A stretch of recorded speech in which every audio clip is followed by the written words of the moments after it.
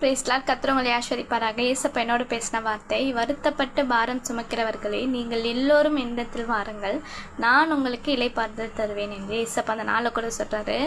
என்னன்னா ஏசப்பா இந்த நாளில் கூட சொல்கிறாரு, நீங்கள் வருத்தப்படுறீங்களா, பாரம் சுமக்கிறீங்களா, உங்கள் வீட்டில் பாரம் சுமக்கிறீங்களா, இல்லை வெளியில் போய் பாரம் சுமக்கிறீங்களா, கவலை கண்ணீர் கஷ்டம்னு அநேகமாக இருந்து கூட நீங்கள் உடலாலோ மனதாலோ நீங்கள் பாரம் சுமக்கிறீங்களா, ஏசப்பா அந்த நாளில் கூட சொல்கிறாரு. நீங்கள் அந்த மாதிரி சுமக்கிறீங்கன்னா நீங்கள் எல்லாரும் என்னிடத்துல வாருங்க, என்னை தேடி வாருங்க, என்னை நம்பி வாங்க, நான் உங்களுக்கு ரெஸ்ட்டை தருவேன்னு ஏசப்பா சொல்கிறார். இளைப்பாறுதல்னா ரெஸ்ட்டு, அதுதான் அந்த ரெஸ்ட்டை ஏசப்பா தருவார்னு ஏசப்பா அந்த நாளில் கூட சொல்கிறாரு.